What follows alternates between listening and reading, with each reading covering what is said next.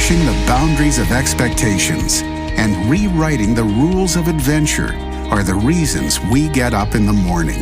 This is a way of life, a huge and growing community of explorers and adventurers, leading the way, blazing new trails, and raising the bar. We share your hunger for a life without limits, and we know you'll stop at nothing to get there. Greetings and welcome back, KBs, for another thrilling, rip-roaring, riveting, rousing journey of exploration to experience the absolute best life. StephenCanyon.com is the website for upcoming events and other resources. Make sure you also follow us on Instagram at Stephen Canyon. I feel like this is starting to really flow, by the way. Getting a handle on these handles. How am I doing? As long as you don't say the Instagram or the Facebook, I think we're good. on the Facebook. Yes, on the internet. There's so much to keep up with. What is our toll-free number? I was just trying to remember that. I got 844-844. 0049. I got the first. You sure two did. parts. You're in there, Steve. We have got a new schedule for our podcasts. Woo-woo. What? I hope we can abide by our new schedule as well. We are producing a new episode Tuesday through Friday now of each week. You got this. Count I believe on in it. you. Every day, Tuesday through Friday, new episode going live close to, we're going to call it 12-ish. How's that? 12-ish noon Eastern time. That is a lot of content, Stephen. That's amazing. That's a Herculean effort. That's a good word. Herculean. Yes, that's me. Did I say it wrong? Herculean effort is what we're putting out there. Also, tickets go on. You did say it right, by the way. Okay, good. Herculean. Also, tickets go on sale this week for our live in-person Kinetic Belief Victory podcast events. If goodness. any of you KBs are planning on being in the Orlando, Florida area, make sure that you come celebrate with us while you're here. That's really happening, isn't it? We're actually going to get to spend time in person on the real with the KBs. with everybody. Live in person, having a brunch, being our needs tended to, those hunger needs anyway. I can Good feel myself food, good heating times. up just thinking about it. Music, celebration, victory. I love it, right? Victory. Coming soon. And this week, the tickets go on sale. Is that right? Or is it next week? It's going to be next week. Next week? Yes, next week. And you can do that at StephenCanyon.com. And we'll be sending out text messages and emails to all the KBs that are signed up on the newsletter. I get to see some of these names, and I'm going to start ragging on some of you guys too. I'm going to throw your names out there and say, I expect to see you. You're going to call people out? Yeah. Oh, my goodness. I probably shouldn't do that. You're so right? aggressive. I love it. That's all the coffee That's talking. fun, yes. Well, speaking of talking, today I want to talk about what it really means to be abundantly prosperous, because prosperity is not just about having a lot of money, although that helps. It doesn't hurt. A person who's prosperous in the right way has a great all-around experience of life. That's why it's so vitally important. I mean, this is everything.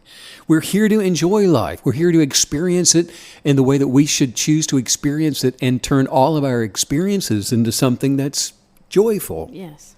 But money's part of it, isn't it?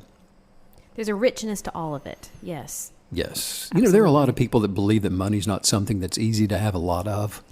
I can see that. I can see how that's prolific. And guess what? Guess what? For them, it's not. Yeah, absolutely. And there are a lot of people that believe that having a lot of money is not a hard thing to do at all. Yeah. And for them, it's not. I saw a really great quote for those people on Instagram by Floyd Mayweather, the boxer, and he said, some people think they've won the lottery when they have $10,000. He said, if I had $10,000, I'd feel broke. Yeah, I thought that's a great... kind of relative, isn't it? Yeah, it's all relative, and it's exactly what you're saying. What determines how easy or hard it is what you believe.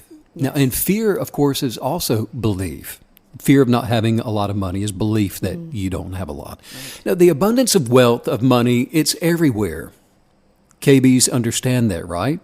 The abundance of wealth is everywhere. Regardless of where in the world you happen to be living, the wealth of money will flow toward anyone that knows how to believe it. Right. Yes. Whatever amount of money you can imagine yourself with is already yours to have.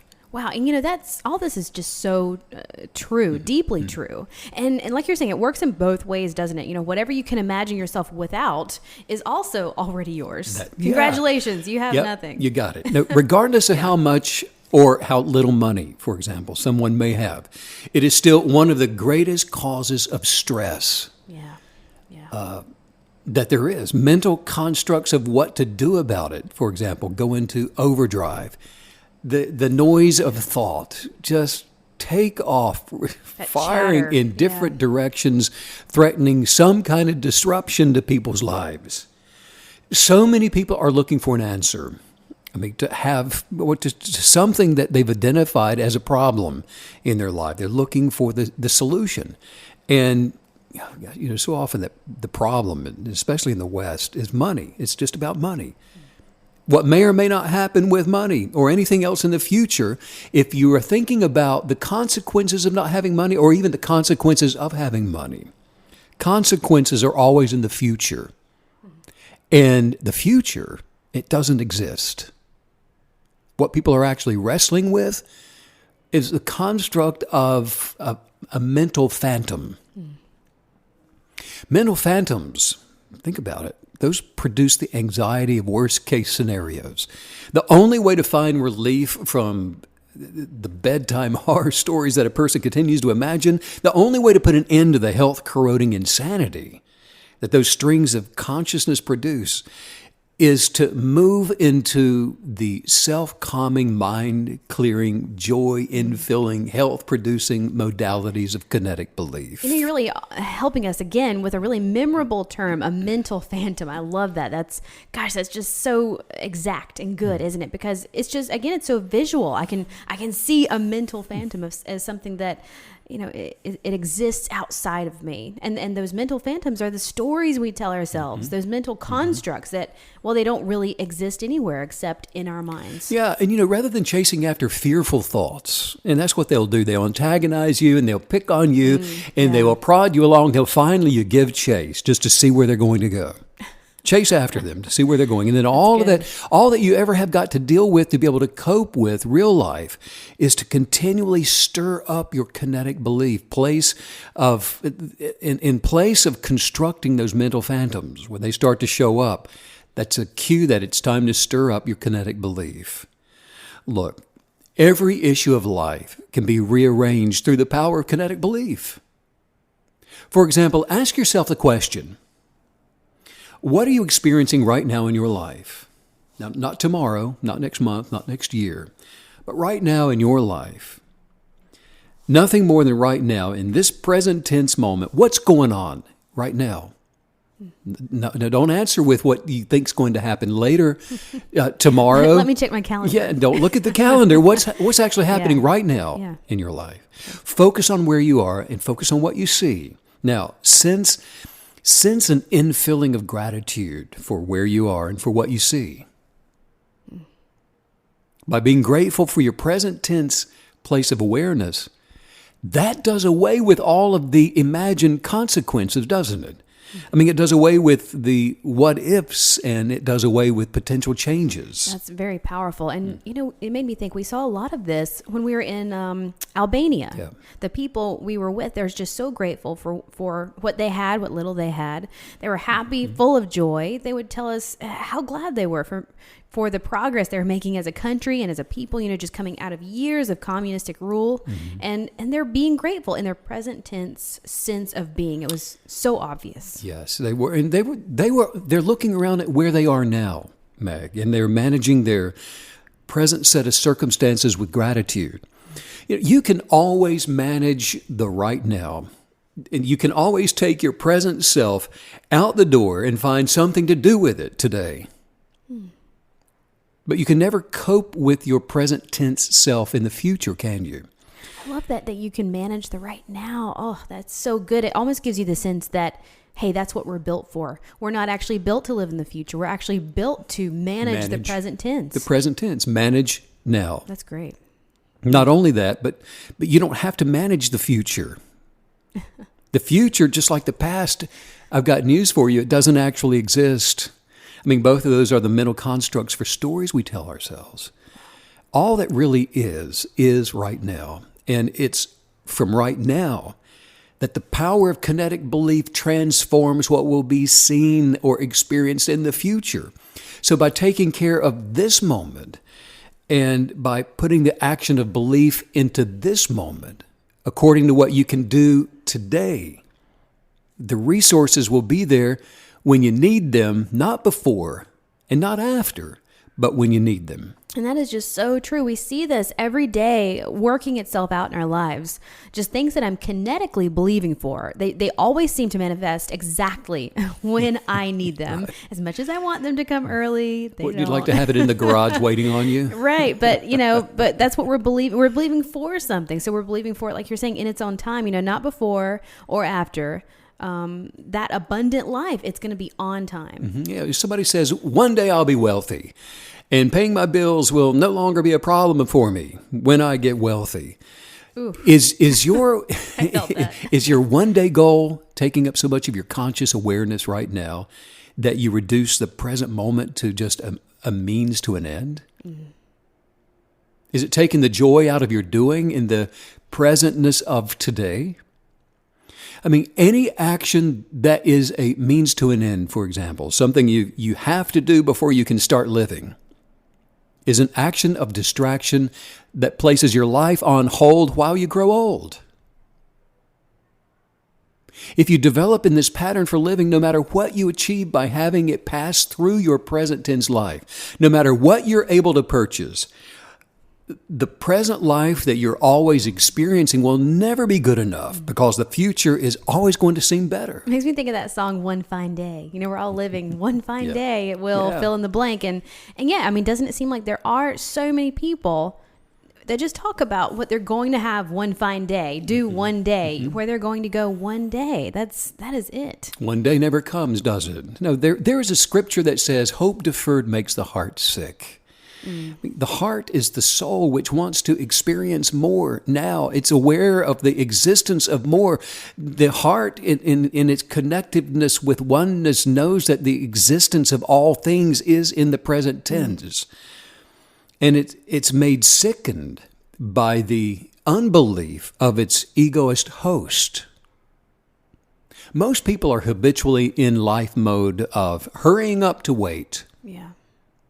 Yep. It's a habit. I'm waiting. I'm in a hurry. I'm hurrying up to wait. And I'm not talking about the line that you find yourself standing in at the post office or in traffic or at the airport or waiting for someone to hurry up and get to where you are.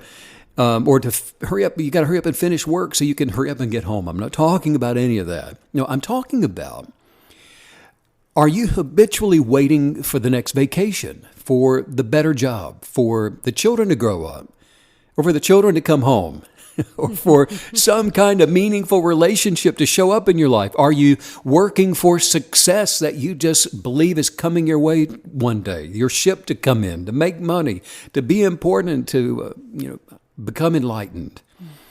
A lot of people will spend their whole life, Meg, waiting to start living, waiting to get somewhere else so that life will really begin for them.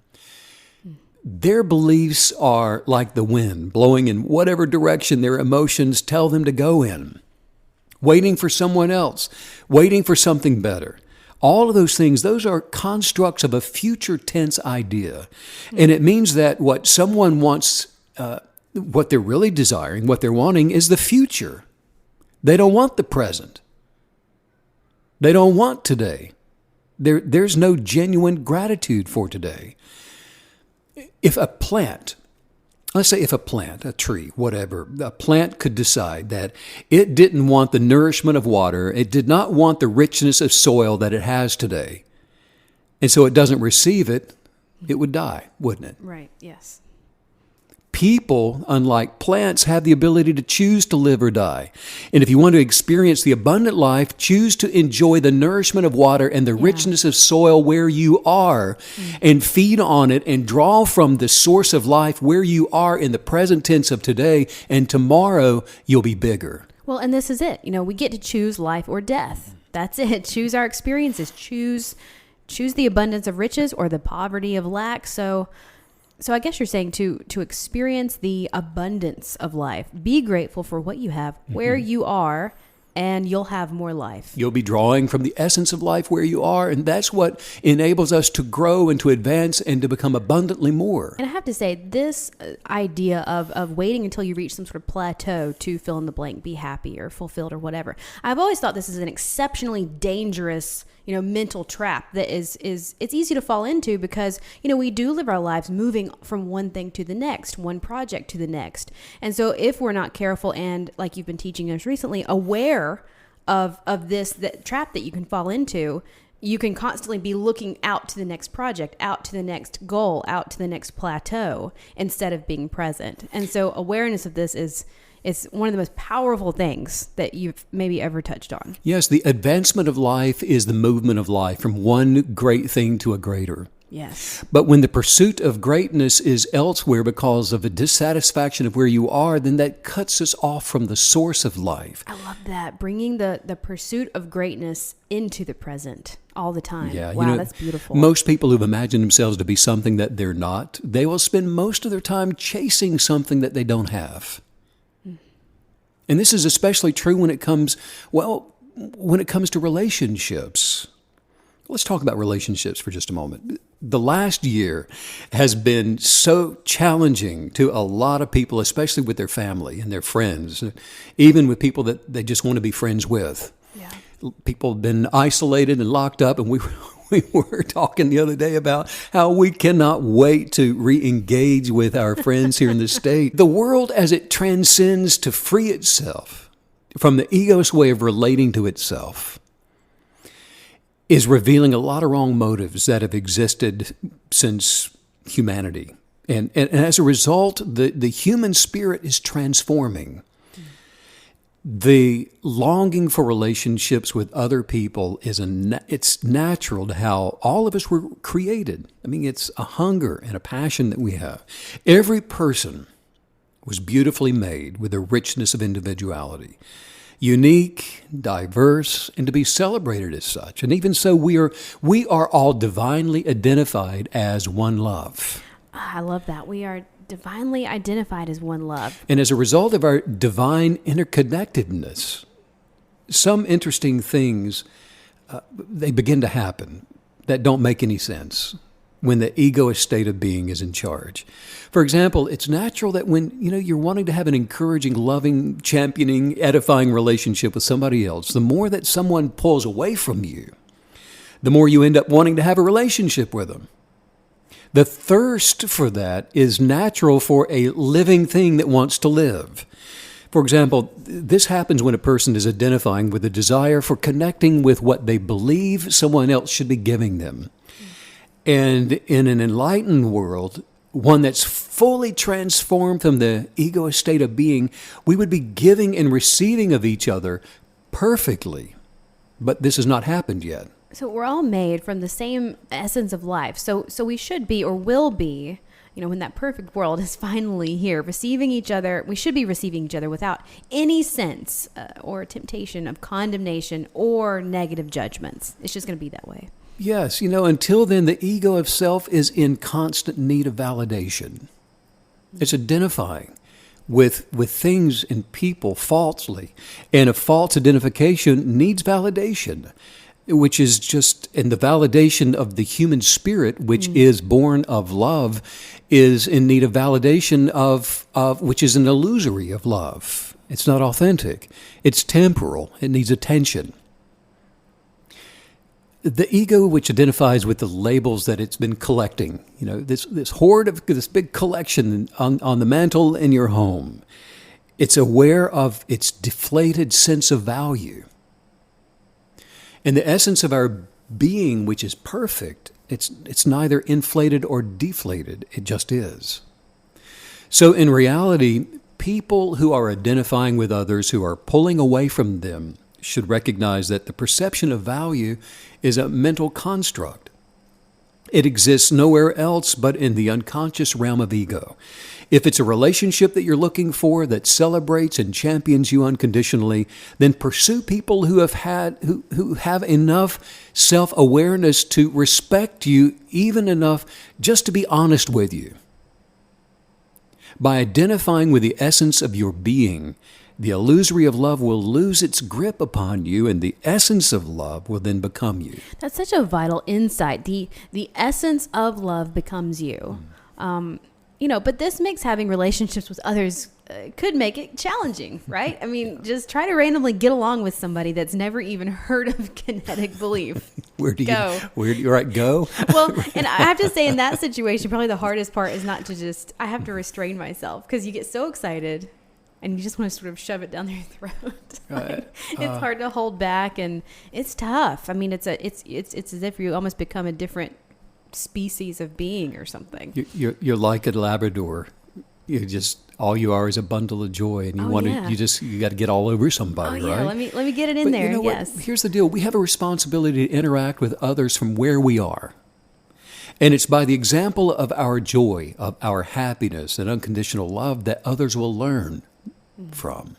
So you probably know somebody who started dating, and they were really excited about how great things were going in the relationship, and they become this poster couple of the way people should look that are in love, right? And they were the perfect couple. They both like walking on the beach, and they both like kissing in the rain. They both like music, and they even look like each other. Everyone believed they were perfect for each other. Yeah.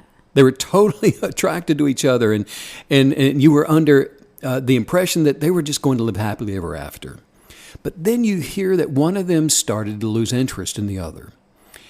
And the other one, rather than moving on, started calling them, leaving them messages, following them around, hiding in the bushes, texting them over and over and over without getting any texts back. And while you heard that they were driving by where the other one worked and just leaving notes on the car, whatever, making a fool of themselves, really. And they said that they could tell that the other one was slipping away, but they couldn't help themselves. And it's as if something possessed them to do these things. They couldn't control themselves. Whatever had gone wrong in the relationship, they were letting others know that they just want to fix it. They got to fix it. They feel like they can fix the problem, whatever it was. And the more the other one distances themselves, the more the other one chases after them. That is, until eventually that person's just totally gone. Sometimes the last thing that may have been said was, just tell him I'm too busy for a relationship. Tell her I don't have time for a relationship, something like that. Actually, it's the nature of the egoist to place a high degree of perceived value on how busy they are, or how busy other people are. In the same way, the less someone responds or reciprocates to someone else's text messages, for example, or phone calls, the more perceived value they want the one that's pursuing them to believe that they have. And it works. Whoa. In the realm of the egoist state of being, this works. And unfortunately, it's used all the time. So the one that's being rejected, for example, tries even harder.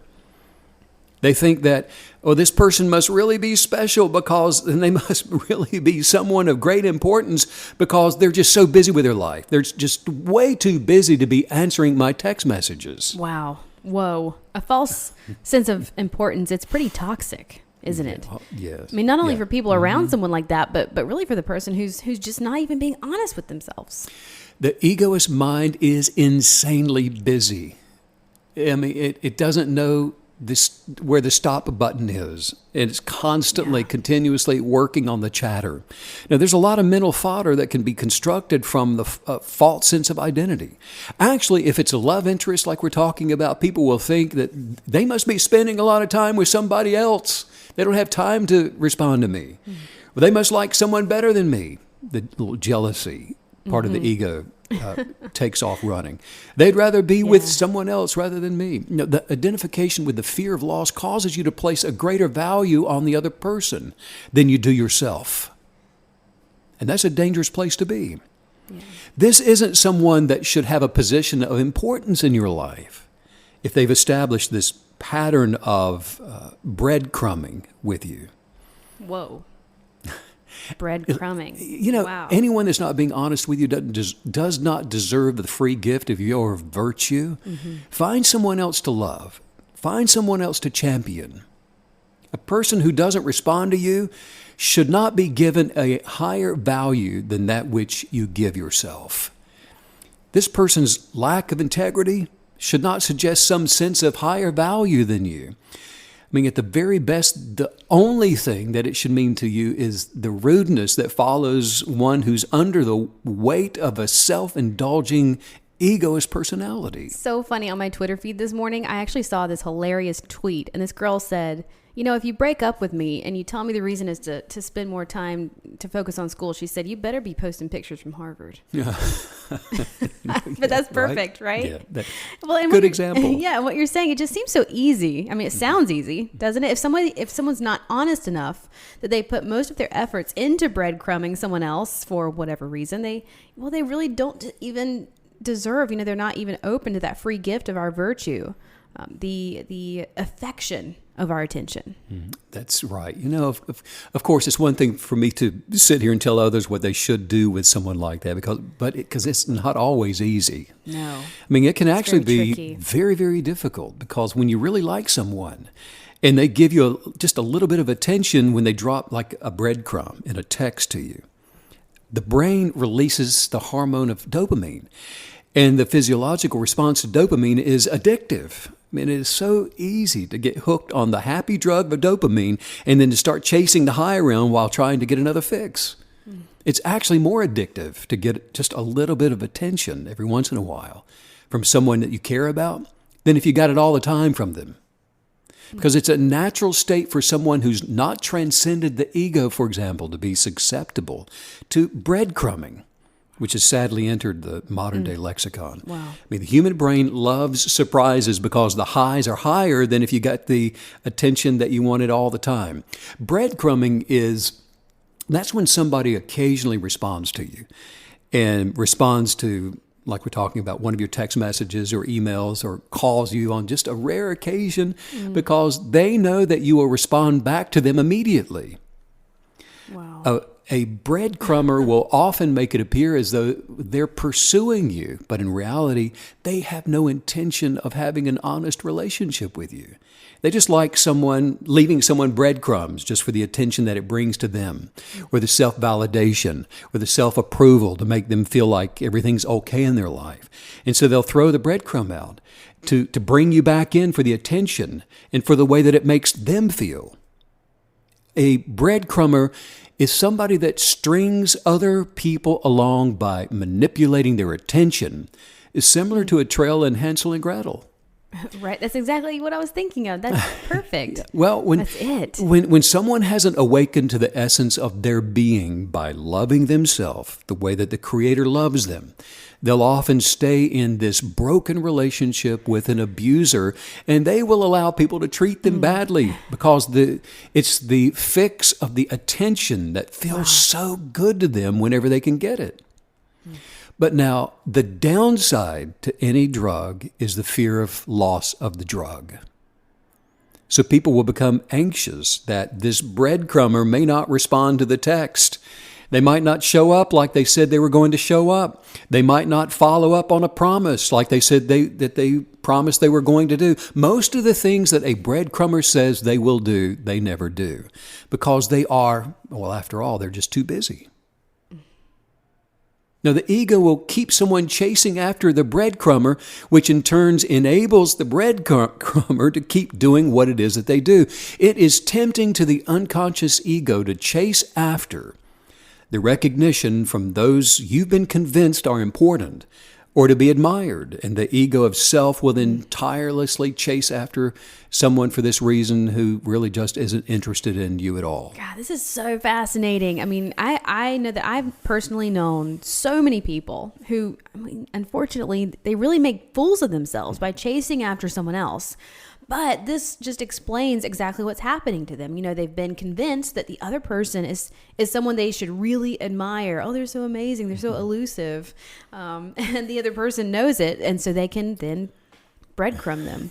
Here's the thing. The best thing to do is to no longer identify with someone that's breadcrumbing you by turning your attention to the awesome essence of your loving, beautiful being located within you. I mean, use the 100-day guided journal to move into the power of your kinetic belief and start attracting relationships into your life that are honorable, that are loving, that are supportive, that are encouraging and reciprocate the celebration that you already are for life. Bring your attention into the present moment and bring it into this day by journaling gratitude for who you really are, the essence of your being, for what you have in the present tense, by looking around and being grateful for what you imagine to have as you see it now in your existence and as you are right now. And if you do these things, I'm telling you that you will put an end to the breadcrumbers in your life, and they will either change or they'll throw their crumbs somewhere else. Either way, your life will abundantly advance when negative energy and heartache has been removed. Awareness of these things improves your life's circumstances, doesn't it? Just by becoming aware of these things. I mean, you can improve your life circumstances, but look, you cannot improve your life. Never mistaken one for the other. You are the essence of life, which is perfect and abundant. You can't improve upon perfection. Your being is aware of having experiences. Those experiences are not life. People that want to get to know you don't represent your life. Situations and circumstances are not life. You are life. You are life, and there are no spiritual birth effects. The essence of your life, of you, is already healed, already abundantly prosperous. You are complete and whole and perfectly made. Your experiences may not be these things, but you are. The people in your life, the good, the bad, the indifferent. Is that a movie? It should be. All of your life's circumstances are there for you to experience. The purpose of your presence is to be aware of the things that you intentionally choose to experience that are good for you, that are essential for advancing your mind, body, and soul toward perfected completion. That got me. Oh, that got me hard. The good, the bad, the indifferent.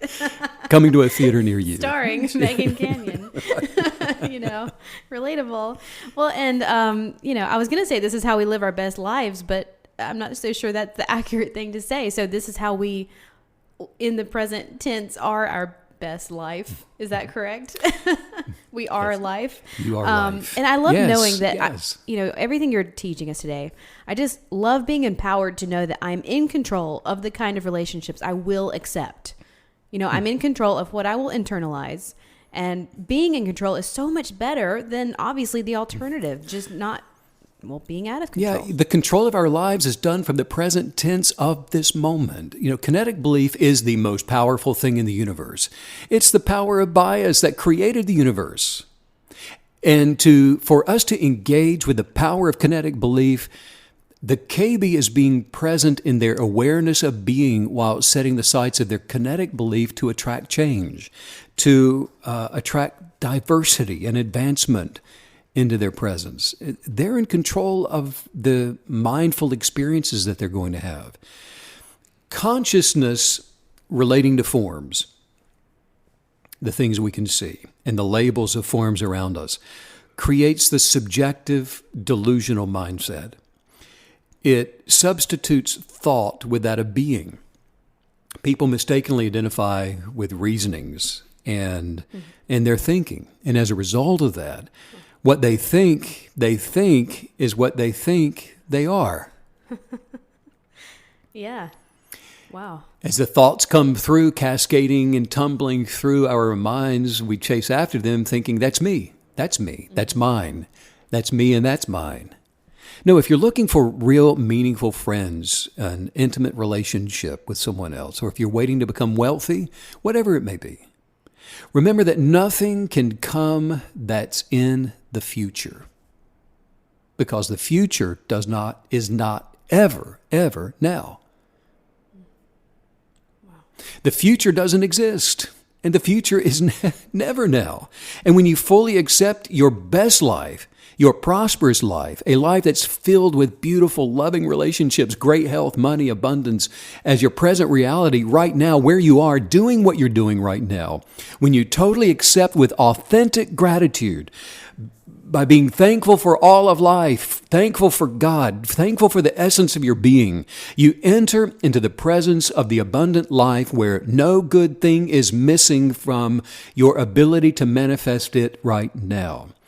And then it's the power of your immovable kinetic belief, the power of your unchanging articles of faith that will have you dwelling in the total fulfillment of present tense awareness with the otherworldly feeling of the fullness of life which is flowing through you now, and that you alone inhabit everything you could ever dream of, everything you could ever hope for.